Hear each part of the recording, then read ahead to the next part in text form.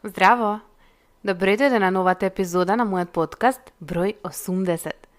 За некого малку, но за мене многу. Многу сум среќна, радосна и благодарна што со мене сте од самиот почеток. Тие кои што можеби прв пат ја слушате оваа епизода, верувам дека имате назад изобилство на знаење, на предавања, на теми кои што можат многу да ви служат во било кое поле од животот. А оваа епизода, затоа што е јубилејна, јас сакав да биде нешто кое што дефинитивно ќе дојде од срце, меѓутоа посветив доста време додека ја подготвував, бидејќи сакам да е нешто кое што ќе носи големо знаење, кое што ќе носи голема мудрост, односно ќе биде нешто кое што баш верувам дека ќе служи на многу мајки, затоа што одлучив да зборувам за моќни поуки од мајчинството кои што ретко се зборуваат. Ова е нешто кое што го минувам низ текот на годините, го гледам кај другите мајки, го гледам во предците пред нас, меѓутоа исто така е доста табу или можеби би рекла дека се доста теми за кои што не се зборува, не зборуваме толку често колку што е потребно или пак можеби воопшто и не ни се освестени како теми за тоа колку се важни и се случуваат.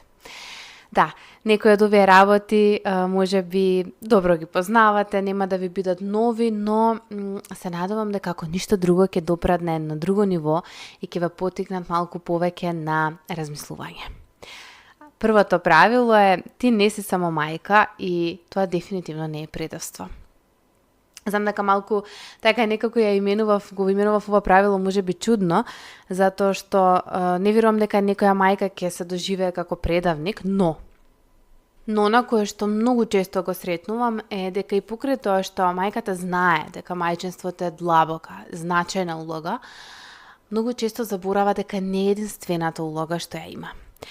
И да, мајчинството не е единствената улога што ја имаш. Жените често се борат со вина ако сакаат нешто повеќе од улогата на мајка, кариера, личен развој, хоби, време за себе, однос со партнерот. И кога се лишуваме од сите тие делови од себе, не само што не стануваме добра мајка, подобра мајка, туку стануваме мајка која што е незадоволна, исцрпена, уморна и многу често и несреќна. Зашто го споделувам ова? Затоа што постојано се среќавам и со клиенти кои што имаат чувство на вина дури и ако работат на партнерскиот однос, а не на мајчинството. Забораваат дека некаде најважно и едно најважните нешта за децата е тоа да бидат добри партнери, да бидат среќни во партнерството. Што секако не значи дека единственото нешто кое што е важно, но доколку постои желба, важно е да не се заборави, да не се остави настрана. Секако ова е една голема и можеби би рекла неисцрпна тема, но ќе повторам, ти не си само мајка и тоа не е предавство. Улогата на мајчинството почнува во моментот кога стануваш мајка, кога се раѓа твоето дете и никогаш не завршува. И тука само би сакала да ти поставам едно прашање, а тоа е да размислиш кои твои аспекти се изгубиле од како стана мајка. Како можеш да ги вратиш или дел од нив да вратиш во твојот живот без да се чувствуваш виновно, или дали можеби постојат некои други аспекти кои што требало да ги изгубиш и во рете што ги изгуби, но нивното место е време да ги замени и некоја друга улога која што не е само улогата на мајка. Децата учат од нашите примери и не само од нашите зборови. Така што кога ние се ставаме себе си на последно место, најверојатно негде несвесно им покажуваме дека тие треба да го прават истото еден ден за себе. Правило број 2. Мајчинството ги буди твоите нецелосно зараснати рани. Ова е тема која што како психолог, како психотерапевт ми е омилена. Не бев сигурна како и кога да ја ставам, дали можеби како прва или не, но дефинитивно е тема која што е многу важна. Па така кога твоето дете плаче затоа што се чувствува одбиено, запрашај се дали оваа болка ми е позната. Кога твоето дете бара повеќе внимание, дали тоа буди нешто што ти недостасувало тебе како дете или сега. Мајчинството е како огледало што ги покажува деловите од нас што се уште не болат. И затоа токму оваа тема е една голема тема на која што зборувам и на курсот Мама без драма, каде што доста голем влог, односно доста голема енергија и вежби и насоки и дневник праќам токму тука, да се освестат нецелосното, буквално раните кои што не се цели, кои што не се завршени, кои што не се заокружени, бидејќи се што не е завршено, понатаму многу влијае врз начинот на кој што донесуваме одлуки, врз начинот на кој што живееме, врз начинот на кој што едноставно водиме, имаме водство во самото мајчинство. И тука имаме едно прашање до тебе, тоа е кои ситуации со твоето дете предизвикуваат најсилна емоција во тебе? Што тие ти откриваат за твоето сопствено детство? Работата со родител или на родителот, на мајчинството, на родителството не е само да се воспитува детето, туку и да ги освести сите своји сопствени несвесни рани. И штом ќе ги препознаеме, можеме да почнеме да ги лечиме, за да не ги пренесеме понатаму на нашето дете, кое што најверојатно ќе ги пренесе и на неговото дете и така натаму. Па затоа, наместо само да гледаме во оно кое што го правеле нашите родители и не било во ред, ајде да погледаме малку повеќе во себе, и да видиме што е на кое што ние го носиме, кое што нам не ни е долечено, а нашето дете несвесно го прима. Правило број 3. Љубовта не е само во давањето, љубовта е и во примањето. И мислам дека ова е едно правило кое што е многу важно за мајката, затоа што многу често мајката стои на едно место каде што бесконечно дава љубов, бесконечно дава време, бесконечно дава грижа, бесконечно дава енергија, значи буквално мислам дека како мајки сме навикнати да стоиме на тоа место. Но ако не знаеме да примаме, дефинитивно неизбежно е да се исцрпиме. Примањето љубов, помош, поддршка не направат послаба, напротив, помудра. Сега ова исто така е една голема тема и може би за некој ќе биде голем тригер, но ќе повторам, доколку мајката не се отвори да прима, таа не може да биде задоволна и среќна мајка. Имам прашање до тебе, тоа е кога последен пат дозволи некој да се грижи за тебе? И како се чувствуваше? И на мајката и треба мајка, и на мајката и треба грижа, на мајката и треба поддршка, и на мајката и треба време, повеќе енергија, фокус поинаков, и на мајката и требаат многу работи. Дори многу често некако и во разговор со други забележувам како кога мајката станува мајка, кога ќе се роди детето, дури и кога се оди на гости, се носи нешто за децата, ако ништо друго е на чоколада, меѓутоа за мајката или за возрастните, па да не правам муабати за таткото, колку многу се заборава, меѓутоа тие се забораваат. Мало внимание може многу да значи. И истражувањето покажуваат дека жените кои знаат да бараат и да примаат помош, имаат доста пониско ниво на стрес и поголемо задоволство во животот. Па мислам дека не морам да продолжам да одам понатаму и дека не е чудно дека ова е така и дека е вистина. Јас знам колку има мајки кои што немаат проблем да бараат помош и мајки кои што навистина отворено зборуваат за тоа, но познавам огромен број на мајки кои што напротив баш некако се сакаат да прават или мораат да прават сами, затоа што имаат недостаток на поддршка, но во тој случај можат да се отворат да примаат нешто друго. Во најмала рака тоа може да биде друго обкружување, тоа може да биде едукација, тоа може да биде некое знаење, тоа може да биде нешто кое што ќе биде токму таа внатрешна поддршка која што ја носиме, односно да не доаѓа од надвор, но туку да доаѓа од внатрешно развивање на нашите вештини. Правило број 4. Пуштањето е дел од љубовта. И ова е едно многу тешко правило, а тоа е дека љубовта не е држење, туку дозволување и пуштање. Од првиот чекор што ќе го направи нашето дете, па се до неговата независност, не учиме како да пуштаме. Но често чувствуваме вина кога го правиме тоа, како да сме помалку посветени мајки. Мислам дека ова е тема на која што морам да снимам некоја друга епизода и е тема која што лично мене многу ме засега, бидејќи за мене пуштањето е доста тешко и е нешто кое што долги години го работев и се уште го работам. Може би рекла дека во позадина стои таа една голема верба која што е многу важна и која што ја имам, но свесна сум дека ја имам затоа што многу време посветувам да работам на тоа.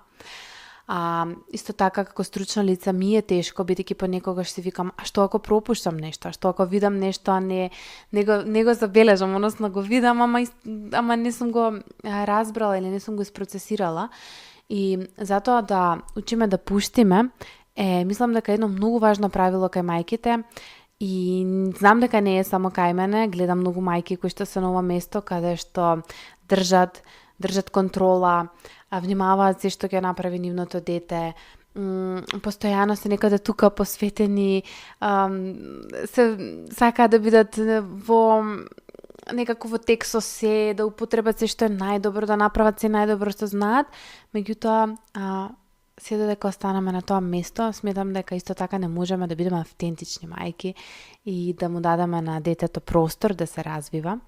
И затоа моето прашање тука би било кои делови од мајчинството ти е најтешко да ги пуштиш и што би се случило ако го направиш тоа. Децата на родители што им даваат простор да бидат посамостојни растат со многу поголема самодоверба и емотивна интелигенција. Секако тоа не значи дека треба да отидеме во крајности да бидеме попусливи родители, но многу е важно да децата имаат простор да носат одлуки сами за себе, да пробуваат, да растат, да се развиваат и да се сносат со некои последици согласно возраста, односно со некои одговорности согласно возраста. Ајде би рекла, можеби ова правило е некаде повеќе за поголемите деца, не толку многу за малите. Правило број 5. Не е твоја работа да го спасуваш детето од секоја болка. И ова мислам дека е нешто кое што најмногу го среќувам на терапија, тоа е кога доаѓаат мајки каде што постојано се трудат да направат се за нивното дете да е постојано среќно. И доаѓа таа мајка и ми вели: Елена, правам се, значи не знам веќе што да направам, нема нешто што не направив, детево пак плаче, се дрецка од земја, пак има тантруми или се нешто му фали, постојано е незадоволно, пак е тажно и така натаму. Понекогаш нашата љубов станува заштитен зид што ги спречува децата да научат важни животни лекции. Ако ние секогаш го спасуваме детето, ако никогаш не го оставиме да се справи со разочарувањето, со тага, со одредена фрустрација, како тоа дете утре ќе научи да чекори во светот? И јас знам дека ние тука некаде љубовта ја врзуваме со заштита, но во овој случај не ваква заштита. Мислам дека за граници во родителството тоа е една многу голема тема за која што многу сакам да зборувам, каде да заштитиме, каде ние можеме да бидеме, ајде да кажам, големи заштитници, лидери, да имаме поригидни правила, но на ова место не. Секој дете, како и секој човек, мора да се соочи и со разочарување, и со тага, и со фрустрација, и да плаче, и да не му е добро. И се док имаш тенденција да го спасуваш твоето дете да почувствува болка, тоа едноставно само ќе го закочиш да научи важни лекции. И затоа моето прашање е дали имаш таква тенденција да го спасуваш твоето дете пред да почувствува болка, и како тоа му помага или како тоа му одмага. Ова е нешто кое што доста многу се обработува на програмата Асертивна, затоа што е тесно поврзано, односно и поврзано со границите, а тоа е каде ние даваме повеќе од колку што треба и ја крадеме во наводници одговорноста на другиот, односно не сме свесни каде завршува нашата одговорност и правиме нешто кое што дефинитивно не е наше и ја земаме тујата одговорност во нас и со тоа им ја одземаме и моќта на другите. Секако, психолозите се согласуваат дека децата кои што учат како да се справуваат со емоционална болка уште во детството, како возрастни имаат многу поголема резилиентност. А резилиентноста или таа отпорност е нешто кое што е многу значајно и важно, затоа што по најновите истражувања токму таа резилиентност или таа една интелигенција како да се справуваме со животните предизвици е најважното нешто да го имаме во животот и можеби најважниот предуслов за квалитетен живот. Правило број 6. Твојата енергија зборува многу погласно од твоите зборови. Децата не слушаат само што зборуваме. Тие чувствуваат како го кажуваме тоа, како се чувствуваме, каква е енергијата, каква е атмосферата во воздухот. Ако си анксиозна, ако си нервозна, ако си преоптоварена, тие го впиваат тоа. И твоето внатрешно чувство го создава нивниот емоционален свет. Знам дека е ова многу тешко да се слушне и ова е нешто кое што постојано ми се потврдува. И исто така е нешто кое што доста се обработува на програма Асертивна, каде давам насока да се размисли каква е атмосферата во која што сте растеле, односно што е оно кое што е впиено од атмосферата без разлика што се зборувало. Бидејќи не е исто, јас можам да кажам те сакам. Меѓутоа, начинот на кој што го кажувам те сакам е многу важен. И затоа многу важно, сум многу различна, секој може тоа да си го доживее. Можам да кажам те мразам и исто така начинот на кој што ќе го кажам е многу поважен, односно самата енергија со која што ќе го кажам е многу поважен од зборот што го изговарам. Тонот и сето оно што го носам. Моето искуство кажува дека секогаш кога сум преоптоварена, ама секогаш барем едно од децата во наводници го зголемува товарот. Не го прави тоа затоа што сака да го зголеми товарот, туку затоа што едноставно веројатно ја чувствува таа моја напнатост и преоптовареност и едноставно го впива. Истото и потребно му е корегулација, а како што знаете, децата тешко се регулираат сами и затоа им е потребно да возрастниот е тој што е регулиран за тие да се корегулираат. Ова не е баш секогаш лесно, ова е доста тежок предизвик во родителството, но е нешто кое што сакале или некеле се случува и не можеме да го сопреме или промениме доколку не го свестиме и научиме. И може би е убаво да размислиш што твоето дете впива од тебе во овој момент, во овој период, во овие денови, кога го слушаш ова. Дали е љубов, спокој, или може би стрес, исцрпеност. Како можеш да помогнеш во истото? Кога јас сум премногу под стрес или исцрпена, секогаш барам помош. Ако можам, и ако имам. Не секогаш можам самата да го направам, тоа зависи што се случува во периодот, но секогаш можам да побарам некаква помош, каде што ќе си оставам доволно простор да се смирам, а детето да не мора постојано да ме впива мене. Децата се како сунгер за емоции и наместо само да се фокусираме на тоа што ги учиме, колку развојни игри ќе им дадеме, колку ќе ја структурираме нивната игра, колку се тие паметни, како научиле да кажуваат песничка на 1 година и така натаму, ај размисли што емотивно им пренесуваш. И може некоја мама ќе ми се налути, затоа што има моменти кога мајките се лутат кога се разговара гласно на овие теми, но навистина реалноста е дека понекогаш премногу се фокусираме на надворешни работи кои што ги гледаме, кои што се во мода, кои што се многу интересни, забавни, звучат доста примамливо. На крајот на денот на детето не му треба ништо друго освен љубов, поддршка и една, да кажам, реална слика за животот и нашето реално присуство. И ајде, може би ќе дојде и поддршка за некоја друга мајка доколку се пронеде тука дека во ред да пуштиш се, во ред да не правиш ништо и да не е ништо структурирано, се додека си тука, си присутна и доволно е само да се гушкаш со твоето дете и едноставно да пуштиш, дека не мора ништо ново да се научи во овој период. Одам до правило број 7. Правило број 7 е нешто каде што мислам дека е доста поврзано со правило број 6, а тоа е дека детето не е само твој учител, туку ти си неговото гледало. Сега, доста често го слушам тоа, дека децата доаѓаат на овој свет за да не бидат учители, дека тие навистина научат многу работи. И тоа е вистина. Мислам дека нема мајка која што кога ќе стане мајка не и се трансформирал животот, не е направила голема промена, не доживела голема еволуција, но исто така е важно да се сетиме дека ние сме нивните огледала. Односно, начинот на кој што ние се однесуваме кон себе ќе биде нивниот образец за тоа како ќе се однесуваат тие со себе. И ова е правило кое што веројатно постојано ќе го споделувам, бидејќи е така, ако ние влеземе само да гледаме на што тие нас научат, веројатно ќе заборавиме на тоа дека ние сме лидери, дека ние како родители сме водичи и дека токму ние сме нивното гледало и шаблонот, односно образецот кој што тие го гледаат за тоа како да се однесуваат. Па затоа имам прашање за тебе, а тоа е да размислиш каков модел, каков пример му даваш на твоето дете за тоа што значи да се биде возрасен човек. Каков пример даваш на твојата ќерка за тоа што значи да се биде жена и обратно на твојот син да се биде жена или да се биде сопруга, партнерка и обратно татко, партнер, сопруг. Родителите кои што покажуваат самопочит и здрави граници воспитуваат деца кои што се вреднуваат себе си.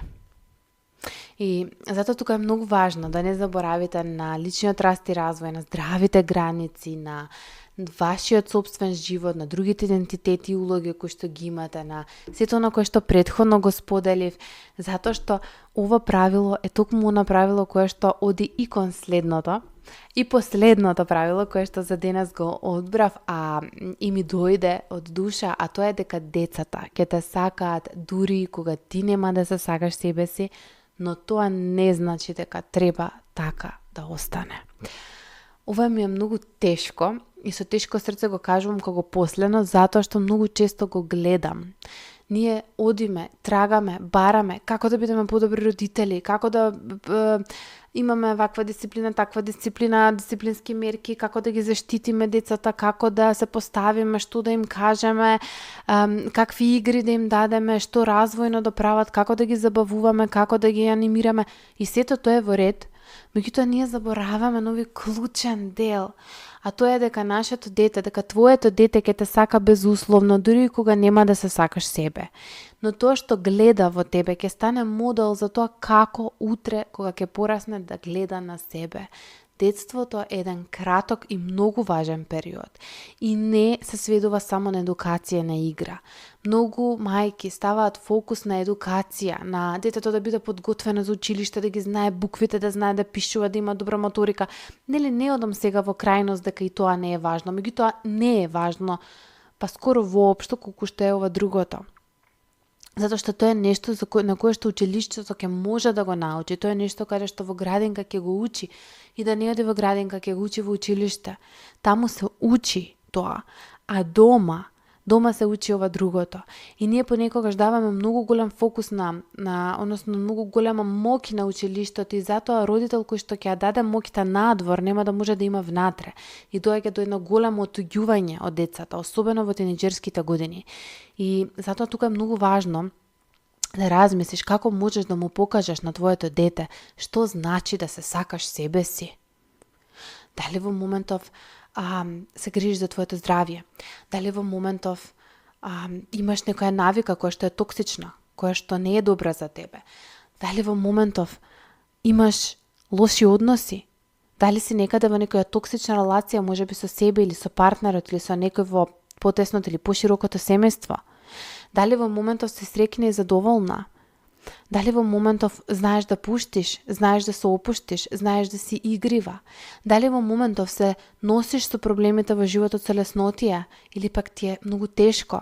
Дали во моментов си анксиозна или можеби депресивна? Дали во моментов поминуваш низ некој период на обжалување, меѓутоа тоа го притискаш и истото прави да атмосферата дома е многу непријатна и тешка?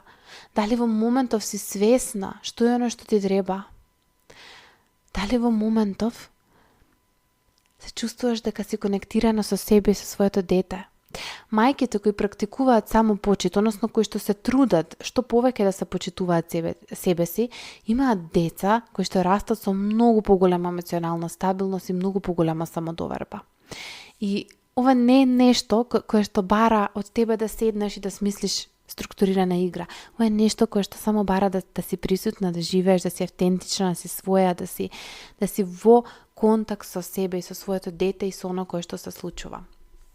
Затоа некако го ставив последно, после она дека детето не е само учител од нас, туку ние сме огледалото и се надевам дека овие 8 лекции ќе бидат нешто кое што ќе те поддржи, затоа што за мене, барем досега, овие 8 лекции се нешто кое што најмногу ме поддржува и можеби никогаш вака ги немав напишано на едно место или стокмено скоцкано во еден подкаст, но сега ги напишав во мојот дневник, затоа што напишав повеќе, напишав можеби 15-тина, 20-тина, но некако ги ставив во овие категории, бидејќи се според мене најголеми категории и сметам дека мајчинството е една од најголемите животни училници, затоа што токму тоа ме учи на сето она што значи, барам јас така го гледам тоа, на сето она што значило и во наводници пропусти на моите родители, мои пропусти,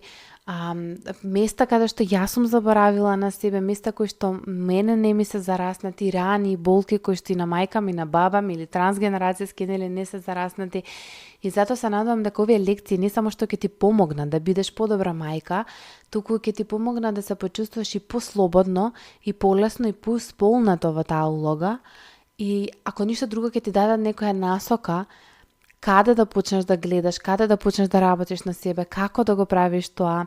И секако запомни дека учиш исто колку што учи твоето дете, дека не постои период кога ние сме подготвени и спремни да бидеме најдобрите мајки, најдобрата верзија и така натаму, туку едноставно дека не можеме да знаеме што се ќе ни донесе родителството и животот.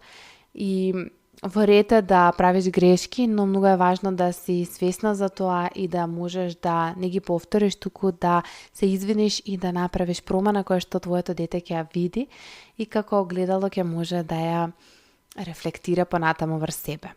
Ако оваа епизода ти беше вредна, сподели ја со друга мајка, а се слушаме во следната епизода каде што полека се доближуваме до 100-та епизода и се надевам дека таа ќе биде до крајот на оваа година, иако останувам на тоа да бидам спонтана, да не некако многу планирам, да не влегувам во нешто кое што можеби нема да останам доследна да го правам, но пак ќе кажам, јас уживам во ова и многу сум среќна и благодарна за секоја една од вас која што го слуша овој подкаст, која што го споделува овој подкаст, но секако би ве замолила доколку имате време да одвоите малку време да ставите рейтинг на овој подкаст. Мислам дека ќе ви покаже таму ако сте го слушате на Spotify на 3 точки, каде што може да ставите оценка на подкастот, може би да оставите некој добар коментар, да го препратите, да го споделите истиот, за да може да расте и да допреме до што повеќе мајки на кои што овие теми им се значајни и им се потребни и секако истите им се достапни на својот мајчин јазик. А доколку слушате на YouTube, доволно е да стиснете subscribe и може би да го вклучите звоното за да добивате понатаму известување кога ќе излезе новата епизода и секако да ја споделите, да го споделите линкот од оваа епизода со друга мајка. Ве поздравувам, се слушаме во следната епизода.